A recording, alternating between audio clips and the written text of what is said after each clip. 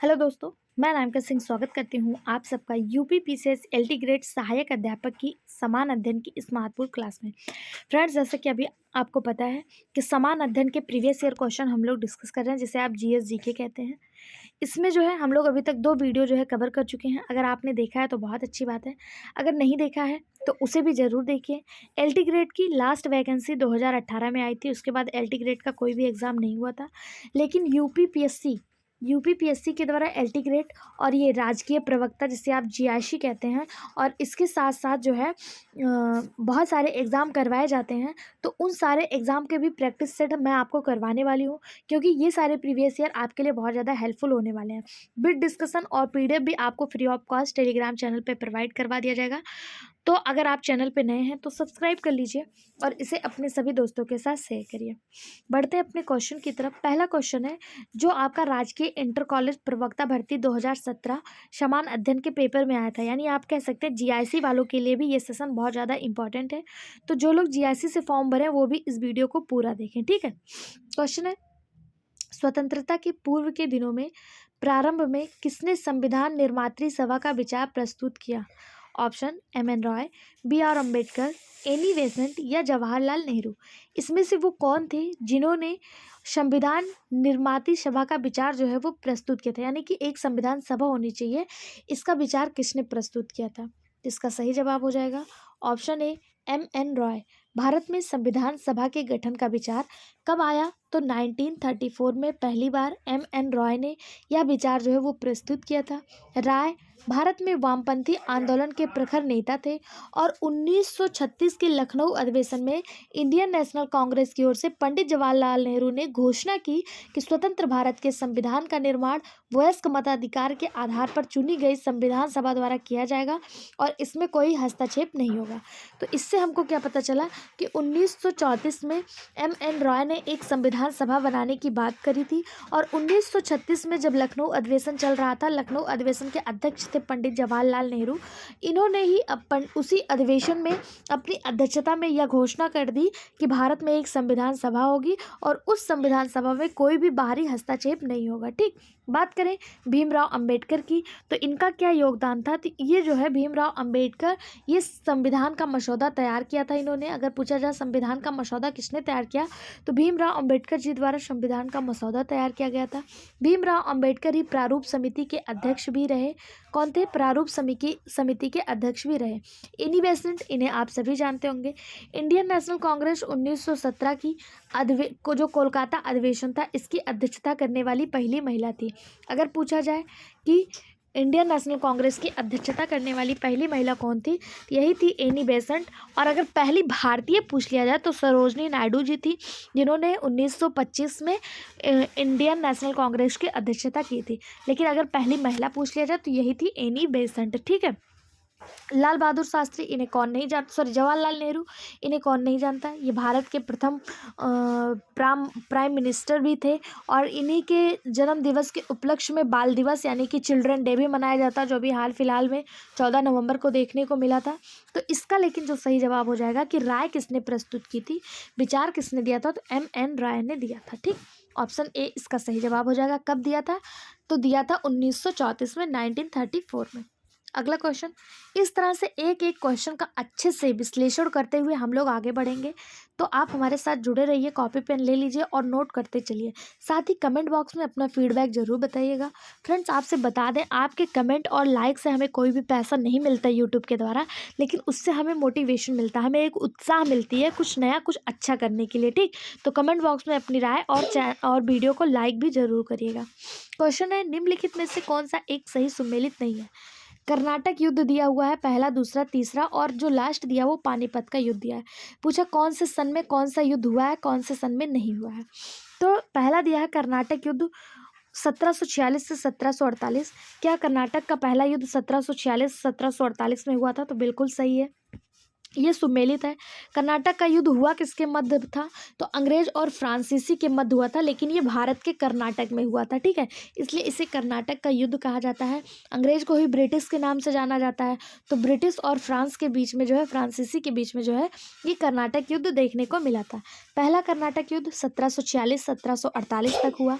दूसरा कर्नाटक युद्ध, यही आपका गलत हो जाएगा क्योंकि ये 50 से 52 तक नहीं बल्कि 49 से 54 तक चला था दूसरा कर्नाटक युद्ध, ठीक है।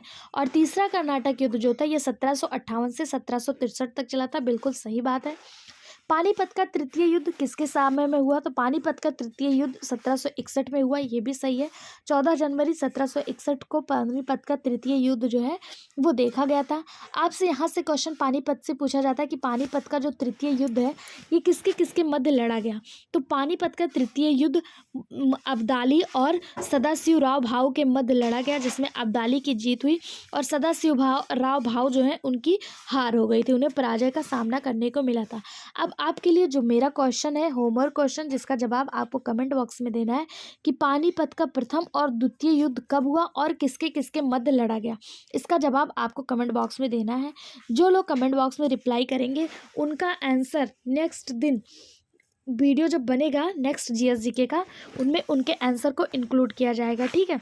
तो आप लोग कमेंट बॉक्स में ज़्यादा से ज़्यादा पार्टिसिपेट करें। अगला क्वेश्चन, लीलावती के लेखक थे महावीराचार्य, हेमचंद्राचार्य, भास्कराचार्य या कालकाचार्य?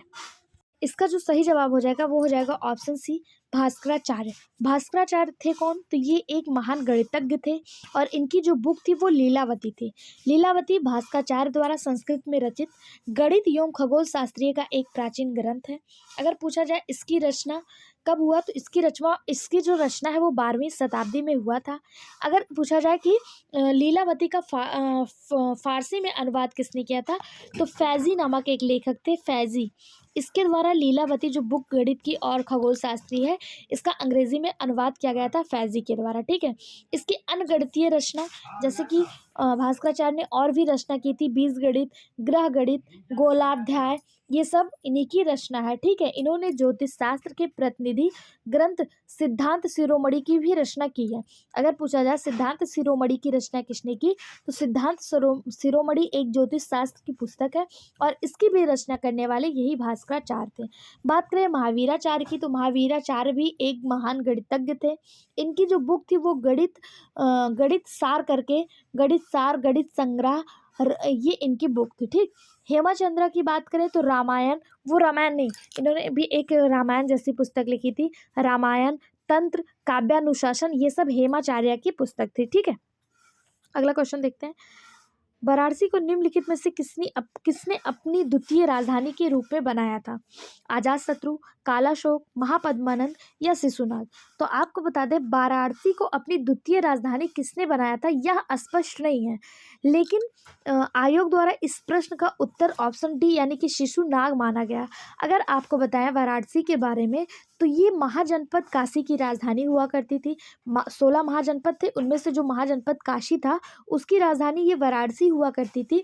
और हर्यक वंश के शासक बिंबिसार जो थे, उन्होंने कौशल नरेश प्रसन्नजीत की बहन से जब शादी की, कौशल नरेश प्रसन्नजीत की बहन कौन थी, तो महाकौशला, उनसे जब विवाह किया था तो उन्हें यह वाराणसी जो है दहेज के रूप में मिला था। उसके बाद प्रसन्नजीत ने अपनी पुत्री वजीरा का विवाह उन्हीं बिंबिसार के बेटे अजातशत्रु से कर दिया। अजातशत्रु से जब किया तो फिर इन्होंने काशी को दहेज में दे दिया। उसके बाद शिशुनाग जब सिंहासन पर बैठा तो उसने अपने पुत्र को वाराणसी का उपराजा जो है वो नियुक्त किया था। तो स्पष्ट नहीं है कि किसने अपनी वाराणसी को राजधानी किसने बनाया था, लेकिन ऐसा कहा जाता है कि शिशुनाग ने अपने बेटे को वाराणसी का उपराजा नियुक्त किया था।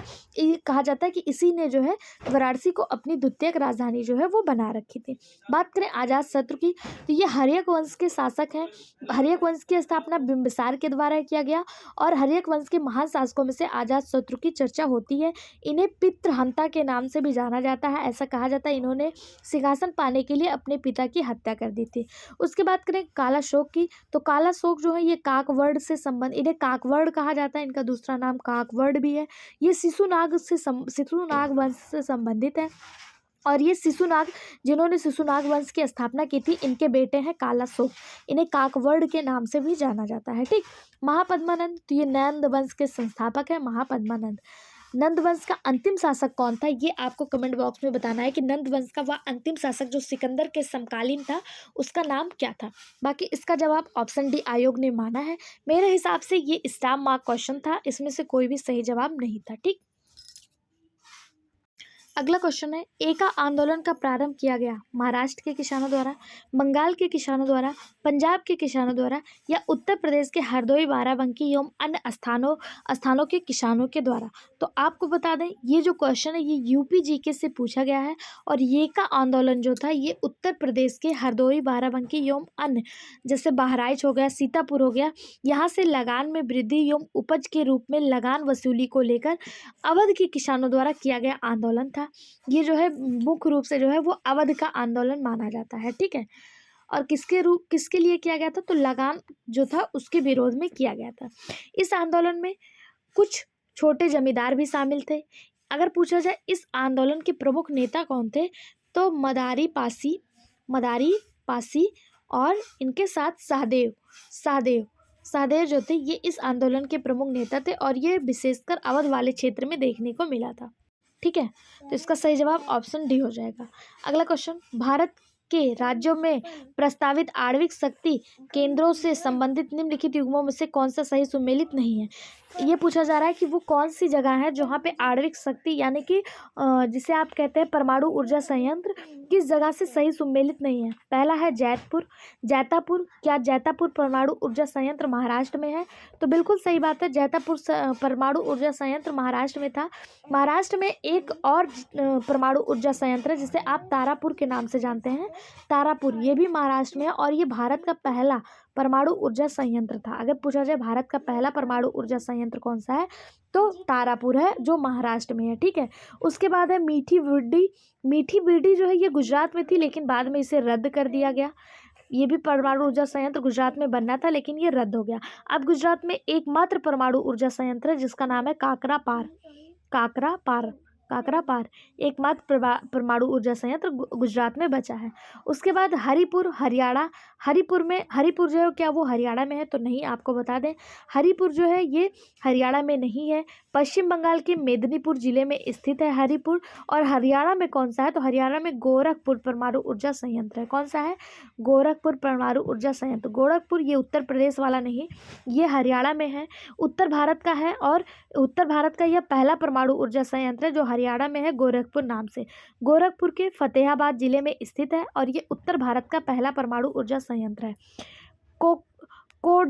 कोडा ये आंध्र प्रदेश में, कोडा जो है ये आंध्र प्रदेश में है। अब देखिए यहाँ से मैंने आपको बताया महाराष्ट्र में है तारापुर, ये भारत का फर्स्ट है। अगर भारत का पहला परमाणु ऊर्जा संयंत्र पूछा जाए तो महाराष्ट्र में है तारापुर। और अगर पूछ लिया जाए उत्तर भारत का पहला परमाणु ऊर्जा संयंत्र कौन सा है, तो गोरखपुर है जो हरियाणा में है, गोरखपुर। ठीक, बिहार में एकमात्र परमाणु ऊर्जा संयंत्र काकरापार।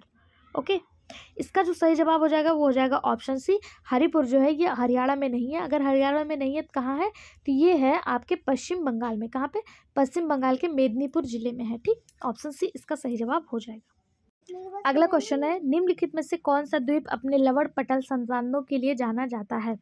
पहला आइल ऑफ मैन, सेंट मार्टिन द्वीप, नॉरफॉक द्वीप या परासल द्वीप। इसका सही जवाब हो जाएगा ऑप्शन बी, सेंट मार्टिन द्वीप। सेंट मार्टिन द्वीप उत्तर पूर्वी कैरेबियन सागर में स्थित है। इस द्वीप को नवंबर 1493 को क्रिस्टोफर कोलंबस ने खोजा था। अगर पूछा जाए सेंट मार्टिन द्वीप की खोज किसने की थी, तो कोलंबस ने इसकी खोज की थी। कब की थी, 1493 में। द्वीप का दक्षिणी हिस्सा अपने तटीय लेगून और लवण पटल संसाधनों के लिए प्रसिद्ध है। ठीक, कौन सा है, तो ऑप्शन बी इसका सही जवाब हो जाएगा। अगला क्वेश्चन, निम्नलिखित में से कौन सी नदी भ्रंश घाटी से होकर प्रवाहित होती है। तापी, कृष्णा, महानदी, गोदावरी। कौन सी भ्रंश घाटी से होकर प्रवाहित होती है। इन जो क्वेश्चन में दिया, ऑप्शन में दिया, इसके अनुसार ऑप्शन ए इसका सही जवाब हो जाएगा, तापी नदी। तापी नदी भ्रंश घाटी से होकर प्रवाहित होती है, लेकिन तापी के साथ साथ नर्मदा, दामोदर जिसे बंगाल का शोक भी कहा जाता है, दामोदर और माही और माही ये भी भ्रंश घाटी से होकर बहने वाली नदियां हैं। ठीक, नर्मदा, दामोदर और माही ये भी भ्रंश घाटी से होकर बहती हैं। गोदावरी को बूढ़ी गंगा कहा जाता है या दक्षिण भारत की गंगा के नाम से भी जाना जाता है गोदावरी नदी को। इसका जो सही जवाब हो जाएगा वो हो जाएगा ऑप्शन ए तापी, जिसे आप ताप्ती के नाम से भी जानते हैं। ताप्ती नदी ये सतपुड़ा एवं अजंता श्रेणी के मध्य भ्रंश घाटी से होकर बहती है।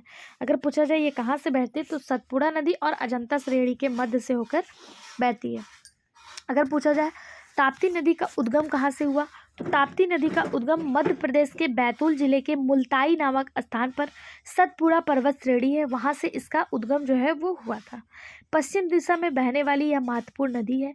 यह मध्य प्रदेश, महाराष्ट्र और गुजरात होते हुए अरब के खंभात में गिरती है। पूछा जाता है सतपुड़ा और ताप्ती और नर्मदा नदी ये ऐसी नदियाँ हैं जो अपनी दिशा परिवर्तित करके बहती हैं, यानी कि ये उल्टे तरफ बहती हैं। ठीक है, बाकी सारी नदियाँ बंगाल की खाड़ी की तरफ जाती हैं।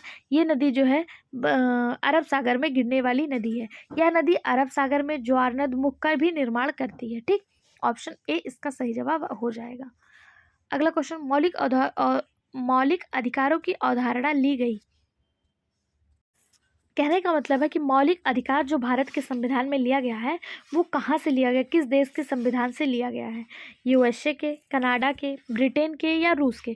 तो आप सभी को पता है हमारा जो संविधान है वो कई सारे देशों को मिलाकर बनाया गया है और विश्व का सबसे बड़ा लिखित संविधान है भारत का संविधान। ठीक है, अगर पूछा जाए पूरे विश्व में सबसे बड़ा लिखित संविधान किसका है तो वो भारत का है। इसमें अलग अलग देशों से अलग अलग चीज़ें ली गई हैं। जैसे मौलिक अधिकार पूछा जा रहा है तो मौलिक अधिकार जो है ये यूएसए से लिया गया था, यानी कि यूनाइटेड स्टेट, यानी कि जिसे आप कह सकते हैं अमेरिका से लिया गया था मौलिक अधिकार। बाकी कनाडा से बहुत सारी चीज़ें ली गई हैं, जिसमें संघीय व्यवस्था, केंद्र द्वारा राज्यपाल की नियुक्ति, ये सब कनाडा से लिया गया। अगर पूछा जाए ब्रिटेन से मुख्य रूप से क्या लिया गया तो ब्रिटेन से मुख्य रूप से एकल नागरिकता ली गई। इसके साथ और कई सारी चीज़ें जो हैं वो ब्रिटेन से ली गई थी। रूस के संविधान से इस समय पूछ सकता है, क्योंकि रूस जो है ये इस समय जो है क्या कहते हैं चर्चा में है, यहाँ से पूछ सकता है। तो मौलिक अधिकार जिस तरह यूएसए से लिया गया उसी तरह मौलिक कर्तव्य जो भाग 4 में डीपीएसपी के नाम से जाना जाता है, मौलिक कर्तव्य जो है वो रूस से लिया गया। अगर डीपीएसपी पूछ ले डीपीएसपी कहाँ से लिया गया तो ये आयरलैंड के संविधान से लिया गया था डीपीएसपी। ठीक है, उसके साथ साथ जो प्रस्तावना में आर्थिक, सामाजिक और राजनीतिक शब्द है ये भी रूस के संविधान से ही शामिल किया गया था। आप सभी को पता है ये बाद में संशोधन करके जोड़ा गया आर्थिक, सामाजिक और राजनीतिक, तो ये रूस के संविधान से लिया गया था। साथ ही साथ मौलिक कर्तव्य भी रूस के संविधान से लिया गया। बात करें मौलिक अधिकार की तो मौलिक अधिकारों की जो चर्चा है वो संविधान के भाग 3 अनुच्छेद 12 से लेकर 35 तक है। ठीक है, आर्टिकल 12 से लेकर 35 तक मूल अधिकारों की बात की गई। मूल अधिकार यानी मौलिक अधिकार, और ये लिया कहाँ से गया तो ये यूएसए के संविधान से लिया गया। मौलिक अधिकारों का जो संरक्षण है वो उच्चतम न्यायालय द्वारा अनुच्छेद 32 के तहत किया जाता है और उच्च न्यायालय द्वारा आर्टिकल 266 के तहत किया जाता है। ठीक है, अगर पूछा जाए उच्चतम न्यायालय यानी कि सुप्रीम कोर्ट के द्वारा आर्टिकल तो ये 32 है, और उच्च न्यायालय के द्वारा आर्टिकल जो है हाई कोर्ट के द्वारा तो आर्टिकल 226 के द्वारा मौलिक अधिकारों का संरक्षण जो है वो किया जाता है। इसके अंतर्गत कैसे संरक्षण करेंगे तो बंदी, प्रत्यक्षीकरण, परमादेश, प्रेषेध, उत्प्रेषण, अधिकार परीक्षा, रिटें जारी करके जो है किया जाता है। ठीक, ऑप्शन ए इसका सही जवाब हो जाएगा। अगला क्वेश्चन, भारत का राष्ट्रपति चुना जाता है लोकसभा द्वारा, राज्यसभा द्वारा, संसद सदस्यों द्वारा या संसद एवं राज्य विधानसभाओं के सदस्यों द्वारा। भारत का जो राष्ट्रपति है वो संसद और राज्य विधानसभाओं के सदस्यों द्वारा चुना जाता है। ऑप्शन डी इसका सही जवाब हो जाएगा। संविधान के भाग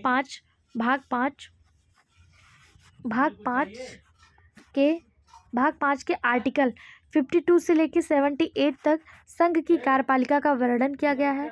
अगर पूछा जाए राष्ट्रपति के निर्वाचन का आर्टिकल क्या है तो राष्ट्रपति के आर्टिकल का निर्वाचन 54 है। राष्ट्रपति के आर्टिकल का निर्वाचन क्या है 54 है, और इसका निर्वाचन निर्वाचक मंडल के सदस्यों द्वारा किया जाता है। निर्वाचक मंडल के सदस्यों में कौन कौन भाग लेता है तो संसद के दोनों सदनों के निर्वाचित सदस्य, राज्यसभा से निर्वाचित सदस्य तथा केंद्र शासित प्रदेश दिल्ली, पुडुचेरी विधानसभाओं से निर्वाचित सदस्य। अब आपके लिए जो मेरा क्वेश्चन है वो ये है, भारत में किन किन राज्यों में विधानसभाएं हैं? भारत के 6 राज्यों में विधानसभाएं देखने को मिलती हैं। वो कौन कौन से राज्य हैं जहाँ पे विधानसभाएं हैं? इसका जवाब आपको कमेंट बॉक्स में देना है। बाकी मैं बता दूं, लोकसभा जो है, लोकसभा की चर्चा आर्टिकल 79 में किया गया। आर्टिकल 79 में बताया गया कि लोकसभा में 3 पार्ट होंगे, राज्यसभा, लोकसभा और प्रेसिडेंट, ये लोकसभा के भाग होंगे। और आर्टिकल 81 में लोकसभा की संरचना के बारे में बताया गया है, यानी कि आर्टिकल 79 और 81 दोनों लोकसभा से संबंधित है। बात करें राज्यसभा की, इससे 2 आर्टिकल प्रमुख हैं, एक आर्टिकल 80 और एक आर्टिकल 84। आर्टिकल 80 में राज्यसभा की संरचना के बारे में बताया है, और आर्टिकल 84 में यानी कि 84 में कौन कौन राज्यसभा का सदस्य हो सकता है उसके बारे में बताया गया है। इसका जो सही जवाब हो जाएगा वो ऑप्शन डी हो जाएगा। आई होप सो आप लोग को वीडियो अच्छा लग रहा होगा। कहीं भी कोई भी कन्फ्यूजन हो कमेंट बॉक्स में ज़रूर पूछें। अगर वीडियो पसंद आ रहा हो तो लाइक करना बिल्कुल मत भूलिएगा। अगला क्वेश्चन है, निम्नलिखित में से कौन सा अनुच्छेद राज्य सरकार को ग्राम पंचायतों का गठन करने के लिए निर्देशित करता है? अगला क्वेश्चन है, निम्नलिखित में से कौन सा अनुच्छेद राज्य सरकार को ग्राम पंचायतों का गठन करने के लिए निर्देशित करता है? इसका जो सही जवाब हो जाएगा वो ऑप्शन भी हो जाएगा आर्टिकल 40। आर्टिकल 40 संविधान के भाग 4, जिसे आप डीपीएसपी कहते हैं, राज्य के नीति निदेशक तत्व, directive principle of state policy के अंतर्गत आता है। आर्टिकल 40 में राज्य सरकार को ग्राम पंचायतों के गठन करने का निर्देश दिया जाता है। बलवंत राय मेहता समिति की सिफारिशों पर 73वां संविधान संशोधन हुआ, और ये कब हुआ? 1992 में, 1992 में। इसके द्वारा भारत के संविधान में एक नया खंड, जिसे आप भाग 9 के नाम से जानते हैं, इसको जोड़ा गया, जिसमें पंचायत के नाम से उल्लेखित कर इसे संवैधानिक दर्जा प्रदान किया गया। अगर पूछा जाए पंचायत की बात किसमें की गई, तो संविधान के भाग 9 में की गई। और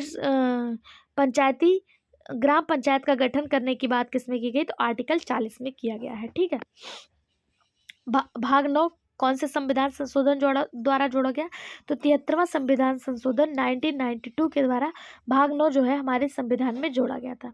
बात करें अगर आर्टिकल 32 की, तो आर्टिकल 32 बहुत ज़्यादा महत्वपूर्ण आर्टिकल है। इसे भारत के संविधान की आत्मा कहा जाता है। और अगर पूछा जाए आर्टिकल 32 को भारत के संविधान की आत्मा किसने कहा, तो क्या नाम है उनका, भीमराव अंबेडकर जी के द्वारा आर्टिकल 32 को भारत के संविधान की आत्मा कहा गया। इसे संवैधानिक अधिकारों का उपचार भी कहा जाता है।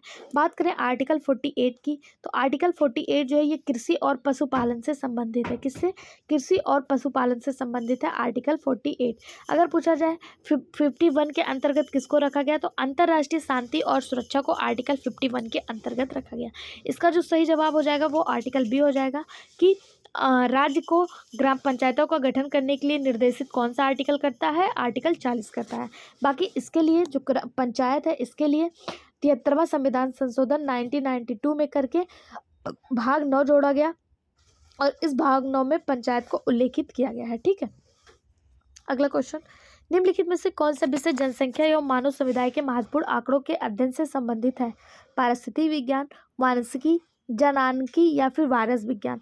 तो नाम से ही स्पष्ट हो रहा है कि जनसंख्या के आंकड़ों में जनांकी होगा। ऑप्शन सी इसका सही जवाब हो जाएगा। जनसंख्या एवं मानव समुदाय के महत्वपूर्ण आंकड़ों के अध्ययन को जनांकी कहा जाता है। जनांकी अंग्रेजी भाषा के डेमोग्राफी से लिया गया है। इस शब्द का प्रयोग सर्वप्रथम फ्रांसीसी लेखक एक गुइलार्ड करके एक लेखक थे, इन्होंने ही इस शब्द का पहली बार जो है उल्लेख किया था। बाकी पारिस्थितिकी विज्ञान के अंतर्गत हम लोग अपने आसपास के वातावरण के अंतर्गत सारी चीज़ें पढ़ते हैं। आनुवंशिकी की खोज ग्रेगर जॉन मेंडल ने की थी, और इसमें जो है माता पिता के लक्षण उनके संतानों में किस तरह जाते हैं उनको हम आनुवंशिकी में पढ़ते हैं, जेनेटिक्स में पढ़ते हैं। और वायरस विज्ञान में हम लोग वायरस के बारे में स्टडी करते हैं। वायरस जिसे सजीव और निर्जीव के बीच की कड़ी कहा जाता है, उसके बारे में स्टडी हम लोग वायरस विज्ञान या वायरोलॉजी में करते हैं। ठीक है, बाकी जनांकी में ऑप्शन सी इसका सही जवाब हो जाएगा। अगला क्वेश्चन, 31 अक्टूबर 2017 का विश्व बैंक द्वारा प्रकाशित कारोबार सुगमता रिपोर्ट ने भारत को किस स्थान पर रखा गया? अगर बात करें 2017 में, क्योंकि ये पेपर 2017 का है तो यहाँ पे 2017 का क्वेश्चन पूछा गया। लेकिन अब आपसे ये क्वेश्चन नहीं पूछा जाएगा, ये उस समय का करंट का क्वेश्चन था। लास्ट बार जो कारोबार सुगमता रिपोर्ट आई थी वो 2009 में आई थी। कब आई थी? 2019 में आई थी। ये लास्ट बार आई थी और इसमें भारत की जो रैंकिंग थी वो 63 थी। कितनी थी? 63। कारोबार सुगमता रिपोर्ट 2020 को विश्व बैंक द्वारा जारी किया गया। सुगमता रिपोर्ट ने भारत में लंबी छलांग लगाई। 2020 में भी आई। 2020 में भी इसकी जो रैंकिंग थी वो 63 थी और ये लास्ट थी 2020 वाली। ठीक है। 2021 से कारोबारी सुगमता रिपोर्ट का जो प्रकाशन है वो आंकड़ों की अनियमितता के कारण जो है वो बंद कर दिया गया था। ठीक। इसका जो सही जवाब 2017 के अनुसार था वो ऑप्शन डी था 100। अगला क्वेश्चन, निम्नलिखित में से किसे 15वें वित्त आयोग का अध्यक्ष नामित किया गया? अब देखिए, ये 15वें वित्त आयोग का अध्यक्ष 2017 में पूछ रहा है, लेकिन 2025 में, अभी 2025 चल रहा है और इसमें जो है वित्त आयोग 16वें नंबर के नए बना दिए गए हैं। इसका जो सही जवाब था वो NK सिंह था, लेकिन वर्तमान में जो वित्त आयोग के अध्यक्ष हैं उनका नाम अरविंद पंगड़िया है। क्या नाम है? अरविंद, मैं यहाँ लिख देती हूँ, अरविंद पंगड़िया। अरविंद पंगड़िया जो है ये 16वें नंबर के वित्त आयोग के अध्यक्ष हैं। ये किस नंबर के हैं? 16वें नंबर के हैं। ठीक है। अब पूछा जाएगा तो इस तरह से पूछा जाएगा। अगला क्वेश्चन, निम्नलिखित में से कौन सा उद्दीपक फसल है? गेहूं, मक्का, अरहर या चाय? उद्दीपक यानी कि जिसको पीने के बाद हल्का सी नशा की फीलिंग हो। तो क्या गेहूं उद्दीपक है? नहीं। मक्का है? नहीं। अरहर है? नहीं। चाय में कैफीन और निकोटीन नामक पदार्थ पाए जाते हैं जो नशीले होते हैं और इसीलिए इसको उद्दीपक फसल के अंतर्गत रखा जाता है। चाय के अलावा तंबाकू, अफीम, कॉफ़ी ये सब भी उद्दीपक फसलों में आते हैं। वही बात करें गेहूँ की, तो गेहूँ जो है वो रबी फसल के अंतर्गत आता है, मक्का जायद फसल है और अरहर एक दलहनी फसल के अंतर्गत आता है। ठीक। अगला क्वेश्चन, भारतीय कृषि अनुसंधान संस्थान का बकरियों पर शोध का केंद्रीय संस्थान कहाँ है? यानी कि भारतीय कृषि अनुसंधान संस्थान का जो एक संस्थान है बकरियों पर शोध का केंद्रीय संस्थान वो कहाँ पर है? तो इसका सही जवाब हो जाएगा ऑप्शन बी, मखदूमपुर मथुरा। मखदूमपुर मथुरा में बकरियों पर शोध के लिए केंद्रीय अनुसंधान संस्थान बनाया गया है। ठीक है। केंद्रीय भेड़ एवं ऊन अनुसंधान संस्थान अंबिकानगर मालापुर राजस्थान में है। केंद्रीय भैंस अनुसंधान संस्थान हिसार हरियाणा में है। भैंस का पूछ ले तो वो हरियाणा के हिसार में है। और अगर भेड़ का पूछ ले, भेड़ एवं ऊन जो है वो कहाँ पे है? तो वो राजस्थान में है। ठीक है। वहीं साथ साथ मथुरा में हाथियों के लिए एक जलीय अस्पताल भी बनाया गया। ये इंपॉर्टेंट है क्योंकि ये हाल में बनाया गया है। ठीक है। अगर बात करें भरतपुर में क्या है, तो भरतपुर में सरसों अनुसंधान है, बीकानेर में ऊँट अनुसंधान है और अलीगढ़ में जो है वो क्षेत्रीय यूनानी चिकित्सा अस्पताल का जो है जो चिकित्सा से संबंधित है ये अनुसंधान है। ठीक है। क्षेत्रीय यूनानी चिकित्सा अनुसंधान है अलीगढ़ में। बाकी इसका सही जवाब बकरी अनुसंधान ऑप्शन बी हो जाएगा। भेड़ एवं ऊन अनुसंधान कहाँ है? तो वो राजस्थान में है। और भैंस अनुसंधान कहाँ पे है? हरियाणा के हिसार में है। बीकानेर में ऊँट है, अलीगढ़ में यूनानी चिकित्सा है और भरतपुर में सरसों अनुसंधान है। ठीक। अगला क्वेश्चन, किसान दिवस मनाया गया। किसान दिवस कब मनाया गया? तो किसान दिवस 23 दिसंबर को भारत के पूर्व प्रधानमंत्री और किसानों के मसीहा, जिसे आप चौधरी चरण सिंह के नाम से जानते हैं, उनकी जयंती पर मनाया गया 23 दिसंबर को। ऑप्शन सी इसका सही जवाब हो जाएगा।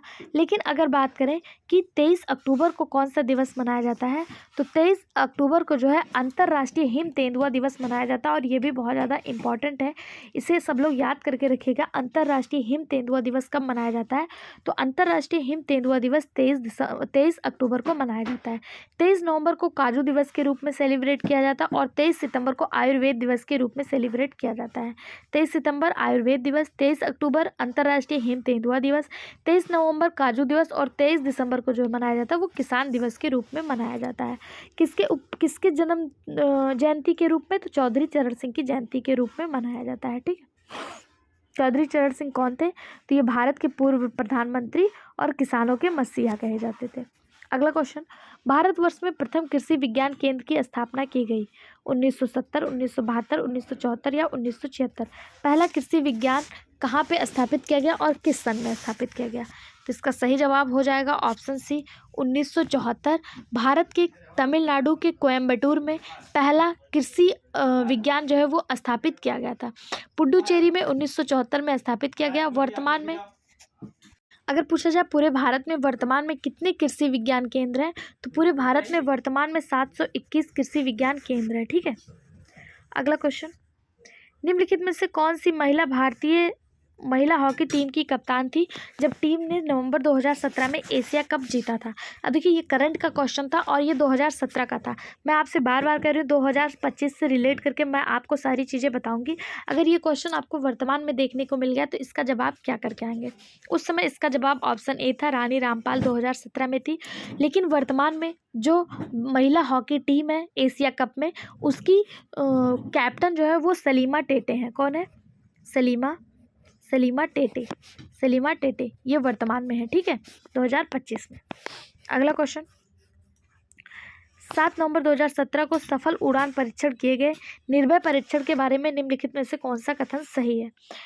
निर्भय प्रेक्षपात्र पहला दिया है, या 1000 किलोमीटर की मारक सीमा का नाभिकीय मुख्यास्त्र को पहुंच सकता है, बिल्कुल सही बात है। या जमीनी आक्रमण करने वाला क्रूज प्रक्षेपास्त्र है, बिल्कुल सही बात है।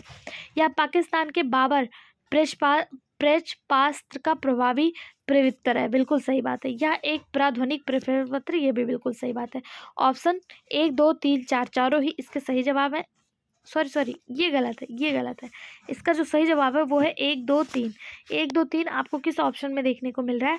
तो 1 2 3 जो है ऑप्शन नंबर बी में आपको देखने को मिल रहा है। 1 2 3 आपका सही जवाब है। ठीक है, ये जो है 1000 से 1500 किलोमीटर की मारक क्षमता रखता है, या परमाणु हथियारों के संचालन में सक्षम है, या लंबी दूरी की मौसमी में सब सोनिक क्रूज मिसाइल है, यानी कि सब सोनिक है, और यह बाबर प्रक्षेपण का प्रभावी प्रत्युत्तर है। ठीक, अगला क्वेश्चन, हाल में समाचारों में चर्चित ओखी क्या है? ओखी देखिए उस समय आया हुआ एक तूफान था, एक चक्रवात था। ये 2017 में ओखी नामक चक्रवात आया था। लेकिन अब आपको ये क्वेश्चन नहीं पूछेगा इसके अनुसार, तो ऑप्शन ए इसका सही जवाब हो जाएगा। 2025 में कौन सा चक्रवात आया? तो 2025 में 2 फेमस चक्रवात आए थे। एक आया हुआ था मोथा के बारे में आप सभी ने सुना होगा, अभी जल्दी में आया था। ये बंगाल की खाड़ी से उठा था और आंध्र प्रदेश और दक्षिण भारत में बहुत ज़्यादा तबाही मचाया था। मोथा था। और दूसरा था फेंगल 2024 में आया था। फेंगल ये भी आपसे पूछ सकता है। फेंगल जो है ये किसको प्रभावित किया था? तो तमिलनाडु को प्रभावित किया था। और मोथा ये अभी 2025 का है। मोथा ये हो सकता है आपको एग्जाम में देखने को मिल जाए। मोथा चक्रवात जो है ये आंध्र प्रदेश को प्रभावित किया था और दक्षिण भारत के कई राज्यों को प्रभावित किया था, लेकिन विशेषकर आंध्र प्रदेश को प्रभावित किया था। ये उठा कहाँ से था? तो ये बंगाल की खाड़ी से उठा था। बाकी बात करें फेंगल, ये 2024 में आया था और ये तमिलनाडु को प्रभावित किया था। अब अगर चक्रवात से क्वेश्चन पूछा जाएगा तो ये वाला पूछा जाएगा, मोन्था और फेंगल। ठीक है, ये उस समय 2017 में आया था ओखी नामक चक्रवात, और ये चक्रवाती तूफान जो नवंबर 2017 में भारत के तट से टकराया था। तो इसका सही जवाब ऑप्शन ए था। ठीक है, अगला क्वेश्चन, उत्तर प्रदेश के कुल शहरी स्थानीय निकायों की संख्या जिनके लिए उत्तर प्रदेश में नवंबर 2017 में चुनाव संपन्न हुए थे। अब देखिए 2017 में चुनाव हुआ था, ये उसका डाटा पूछ रहा है। लेकिन अगर वर्तमान में, इसका जो सही जवाब हो जाएगा वो ऑप्शन बी हो जाएगा। लेकिन वर्तमान में अगर पूछ लिया जाए कि वर्तमान में उत्तर प्रदेश में शहरी स्थानीय निकायों की संख्या कितनी है, तो ये संख्या बढ़कर 762 हो गई है। कितनी हो गई है? 762 हो गई है। इसमें अगर नगर निगम पूछे तो नगर निगम पहले भी 17 था, आज भी 17 ही है।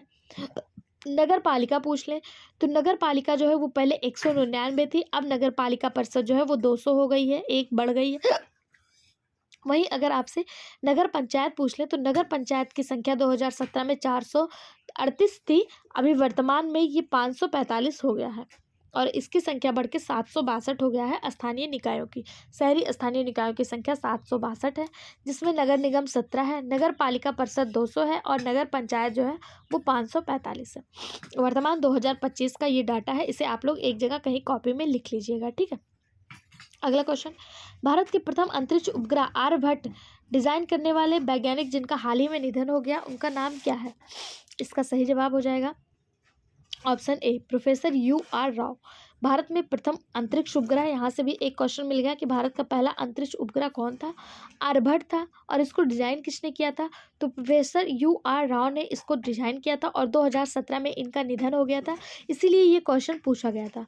इनको जो है 1976 में पद्म भूषण से सम्मानित किया गया था। इन्हें पद्म विभूषण भी मिला था 2017 में, और 1976 में इन्हें पद्म भूषण मिला था। ठीक है, यह डिज़ाइन किए गए उपग्रह आर्यभट्ट को इंडियन स्पेस रिसर्च ऑर्गेनाइजेशन है जिसे इसरो कहते हैं, सोवियत संघ यानी रूस की मदद से अंतरिक्ष में प्रक्षेपित किया गया था। अगर पूछा जाए आर्यभट्ट को किसकी मदद से प्रक्षेपित किया गया था, तो इसरो प्लस रूस, इन दोनों की मदद से जो है इसे प्रक्षेपित किया गया था अंतरिक्ष में। और यह पहला क्या था, अंतरिक्ष उपग्रह था। अगर आपसे मैं पूछ लूं कि अंतरिक्ष में जाने वाले प्रथम भारतीय कौन थे, राकेश शर्मा अंतरिक्ष में जाने वाले प्रथम भारतीय थे। एक क्वेश्चन और आपसे बन सकता है कि अंतरिक्ष में जाने वाली प्रथम महिला जो कल्पना चावला थी, इनका हाल ही में निधन हो गया। आप सभी को पता होगा एक दुर्घटना में ये अंतरिक्ष से ही लौट रही थी और जो है क्रॉस हो गया था प्लेन का, जो जिसमें आ रही थी वो क्रॉस हो गया था और उसमें इनका निधन हो गया। आपको बताना वो कौन सा मिशन था जिसमें कल्पना चावला का निधन हो गया। इसका जवाब आपको कमेंट बॉक्स में देना है। ये करंट का क्वेश्चन है, यहाँ से आपसे क्वेश्चन जो है वो बन सकता है। ठीक है, अगला क्वेश्चन, भारत सरकार द्वारा प्रारंभ किया गया मिशन इंद्रधनुष कार्यक्रम संबंधित है बच्चों की शिक्षा से, बच्चों के टीकाकरण से, सामाजिक उद्यान से, इनमें से कोई नहीं। ये क्वेश्चन आपको बिहार टीआरई एग्जाम में भी देखने को मिला था कि मिशन इंद्रधनुष किससे संबंधित है। तो इसका सही जवाब हो जाएगा ऑप्शन बी, बच्चों के टीकाकरण से संबंधित है मिशन इंद्रधनुष। ठीक है, ऑप्शन बी इसका सही जवाब है। इंद्रधनुष के 7 रंगों के समान इस मिशन इंद्रधनुष का मुख्य उद्देश्य वर्ष 2020 तक उन सभी बच्चों का टीकाकरण करना है जिन्हें टीका नहीं लगा था। ठीक है, अगर पूछा जाए इसमें वो 7 रंग यानी कि 7 टीके कौन कौन से शामिल किए गए, अब आपसे अगर ये क्वेश्चन पूछा जाएगा तो ये पूछा जाएगा कि इसमें इंद्रधनुष के 7 रंगों के समान 7 टीके जो हैं वो कौन कौन से बनाए गए। 6, 1 2 3 4 5 6 और ये 7 कौन कौन से थे। तो पहला था तपेदिक का टीका, तपेदिक, हेपेटाइटिस बी जिसे आप HB कहते हैं, डिप्थीरिया, पर्ट्यूसिस,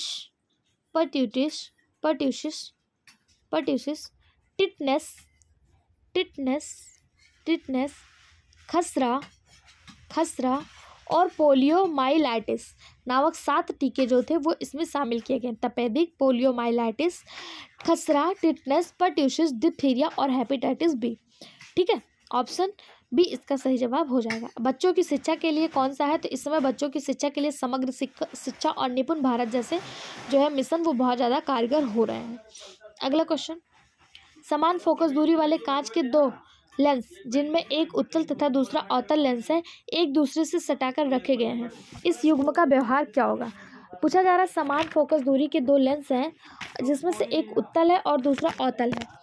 पूछा जा रहा है अगर इन दोनों को सटा के रख दिया जाए, एक उत्तल एक अवतल दोनों को सटा के रख दिया जाए तो इनका व्यवहार कैसा होगा। अब सारी लेंस की बात, कांच की समतल चादर की बात या दर्पण की बात। इसका जो सही जवाब हो जाएगा वो तो हो जाएगा ऑप्शन सी, कांच की समतल चादर के भात जो है ये इनका हो जाएगा। ठीक है, इनका व्यवहार हो जाएगा, ऑप्शन सी इसका सही जवाब हो जाएगा।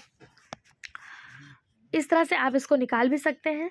इसका सही जवाब कांच की समतल चादर की तरह हो जाएगा। अगला क्वेश्चन, निम्नलिखित में से कौन सा युग्म सुमेलित नहीं है। अब यहाँ पे यौगिक दिया है और उसका वर्गीकरण पूछा है। अब पूछा कौन सा सुमेलित नहीं है। पहला दिया है सेक्रिन कार्बोहाइड्रेट, क्या सेक्रिन कार्बोहाइड्रेट है। पहला ही आपका गलत दे दिया है क्योंकि सेक्रिन जो है ये कार्बोहाइड्रेट नहीं है। अगर ये कार्बोहाइड्रेट नहीं है तो क्या है, तो ये एक कार्बनिक यौगिक है जिसे कृत्रिम मिठास के रूप में यूज किया जाता है। ठीक है, ये एक कार्बनिक यौगिक है, इसे कृत्रिम मिठाई भी कहते हैं। कृत्रिम मीठा के रूप में सेक्रिन को यूज किया जाता है। जहाँ पे आइसक्रीम कोल्ड ड्रिंक वगैरह बनता है तो यहाँ पे जो इन सब चीज़ों में ना मीठे के रूप में जो आपको मीठा का फ्लेवर आता है वो चीनी नहीं पड़ती, यही सेक्रिन पड़ता है। ठीक है, ये कार्बोहाइड्रेट नहीं है। दूसरा दिया एड्रेनिल हार्मोन से, बिल्कुल सही बात है, एड्रेनालिन हार्मोन से। इसे फियर एंड फाइट हार्मोन्स भी कहा जाता है, लड़ो उड़ो हार्मोन्स कहा जाता है, इमरजेंसी हार्मोन्स के नाम से भी इसी को जाना जाता है। थायमिन क्या विटामिन है, तो बिल्कुल है, विटामिन बी को ही थायमिन के नाम से जाना जाता है। कैरेटीन प्रोटीन है, बिल्कुल है, कैरेटीन एक प्रोटीन है जो बाल और नाखून में पाया जाता है। ठीक है, ये मृत प्रोटीन है। ठीक है, इसका जो सही जवाब हो जाएगा ये ऑप्शन ए हो जाएगा कि सेक्रेटीन जो है ये कार्बोहाइड्रेट नहीं है बल्कि क्या है, एक कृत्रिम मिठास वाला कार्बनिक यौगिक है। इसकी जो मिठास होती है चीनी की तुलना में 300 से 400 गुना अधिक होता है। ठीक है, सोच लीजिए 3 से 4 नहीं, 300 से 400 गुना अधिक इसकी मिठास होती है। यानी कि बड़े बड़े फैक्ट्रियों में 1 चम्मच सेक्रिन डाल के चीनी जितना मिठास आइसक्रीम वगैरह में दे दिया जाता है। अगला क्वेश्चन है, 13 क्रमागत विषम संख्याओं का औसत 51 है। इसमें सबसे बड़ी विषम संख्या क्या होगी। 13 क्रमागत विषम संख्याएं क्या होगी। इसका सही जवाब ऑप्शन बी हो जाएगा 63। किस तरह से यहाँ पे निकाला गया आप देख लीजिए। यहाँ पे 13 क्रमागत विषम संख्याएं लिखा गया और उनको फिर जोड़ा गया है, और इसका जो आंसर निकल के आया वो 663 आया है। 663 को जब आप 13 से जो है और इसमें प्लस 13 जब जोड़ेंगे 663 हो जाएगा। और इसको जब आप इस तरह से रखेंगे थोड़ा सा ये गलत तरीके से निकाला गया है, एक मिनट। विषम संख्या पूछा और यहाँ सम संख्या दिया। ठीक है, अगर आप में से कोई भी इसको सॉल्व कर पाएगा तो हमें जो है टेलीग्राम पे फोटो खींच के भेज दीजिएगा, मैं उसको इस क्वेश्चन को फिर से सॉल्व करा दूंगी। ठीक है, बाकी इसका जो आंसर है वो 63 है, आप देख लीजिए। अगला क्वेश्चन, 1.8 मीटर लंबी एक ऊर्ध्वाधर छड़ जमीन पर 45 सेंटीमीटर की परछाई निरूपित करती है। उसी समय 6 मीटर ऊंचे एक स्तंभ की परछाई की लंबाई क्या होगी? तो इसका सही जवाब हो जाएगा ऑप्शन सी। उसका जवाब आप लोग हमें अच्छे से लिख के एक्सप्लेन करके बता दीजिएगा, मैं एक शॉर्ट वीडियो के माध्यम से उसको बता दूंगी। ठीक है, पहले छड़ की जो वास्तविक लंबाई थी वो कितनी थी? एक मिनट, वास्तविक लंबाई कितनी थी यहाँ पे? 1.8 मीटर। कितनी? 1.8 मीटर। 1.8 मीटर को आप 180 सेंटीमीटर लिख सकते हैं, बिल्कुल लिख सकते हैं। पहले छड़ की परछाई की लंबाई कितनी थी? पहले छड़ की परछाई की लंबाई कितनी थी? 45 सेंटीमीटर। इसको भी सेंटीमीटर में बना लिए, ये भी सेंटीमीटर में हो गया, तो 180/45। 180/45 अगर आप इसको काटते हैं तो ये 4/1 निकल के आएगा। 4/1 यानी कि 4:1 निकल के आया, 4:1। अब जो है दूसरे छड़ की वास्तविक लंबाई 4 हो गई और दूसरे छड़ की परछाई कितनी हो गई? 1 हो गई। अब प्रश्नों के अनुसार अगर इसको हम लोग नापेंगे तो जाएगा, ये हो जाएगा 600/4। इसको जब काटेंगे तो 150 सेंटीमीटर निकल के आएगा। 150 सेंटीमीटर को अगर आप मीटर में लिखेंगे तो 1.5 मीटर निकल के आ जाएगा। तो इसका जो सही जवाब हो जाएगा 1.5 मीटर, ऑप्शन सी में आपको देखने को मिल रहा है। यहाँ पे जो है वो आपको सॉल्व करके दिखाया गया, आप देख सकते हैं। अगला क्वेश्चन, एक समबाहु त्रिभुज की प्रत्येक भुजा 8 सेंटीमीटर है, इसका क्षेत्रफल बराबर होगा। ये PDF भी आपको हमारे टेलीग्राम चैनल पर मिल जाएगा, वहाँ से आप एक बार रिविजन जरूर कर लीजिएगा। इसका सही जवाब हो जाएगा ऑप्शन डी, यानी कि 16√3 यानी कि 16√3 सेंटीमीटर स्क्वायर। समबाहु त्रिभुज की भुजा 8 सेंटीमीटर है, तो समबाहु त्रिभुज का क्षेत्रफल क्या हो जाएगा? 3√4 इंटू भुजा स्क्वायर। तो भुजा स्क्वायर कितना? 8, तो 8 का स्क्वायर कर देंगे तो 3√4 गुणे 64 हो जाएगा। 8 का स्क्वायर कितना होगा? 64। इसको जब काटेंगे पीटेंगे तो 16√3 सेंटीमीटर निकल के आ जाएगा, सेंटीमीटर स्क्वायर। तो ऑप्शन डी इसका सही जवाब हो जाएगा। अगला क्वेश्चन और आज का लास्ट क्वेश्चन है, जब संख्या n को 6 से विभाजित किया जाता है तो शेषफल 4 प्राप्त होता है। 3n और 6 से विभाजित करने पर शेषफल क्या प्राप्त होगा? कोई संख्या n है, उसका भाजक 6 है और शेषफल 4 प्राप्त होता है। तो भाज्य इक्वल टू भाजक गुणे भागफल प्लस शेषफल, ये फॉर्मूला होता है। फिर आपसे पूछा जा रहा है कोई संख्या n 3 है, n कितना है? 3 है और 6 से विभाजित किया जाएगा तो शेषफल क्या प्राप्त होगा? शेषफल निकालने के लिए हम लोग क्या लगाते हैं? शेषफल निकालने के लिए फार्मूला लगाते हैं, शेषफल इक्वल टू होता है, किस तरह से सॉल्व किया गया आप यहाँ पे देख सकते हैं। ठीक है, इसका सही जवाब ऑप्शन डी है। ठीक, आज की वीडियो में बस इतना ही। आगे की वीडियो पाने के लिए चैनल को सब्सक्राइब कर लें। नेक्स्ट क्लास में हम लोग जो है उत्तर प्रदेश लोक सेवा आयोग द्वारा ही जो GIC का एग्ज़ाम 2015 में हुआ था उसका प्रीवियस ईयर क्वेश्चन डिस्कस करेंगे। तो जो है उसको भी आप देखने के लिए चैनल को सब्सक्राइब कर लें, बेल आइकन पर भी क्लिक कर लें, जिससे जो है नोटिफिकेशन के माध्यम से आपको वीडियो का अपडेट मिल जाए। Thank you.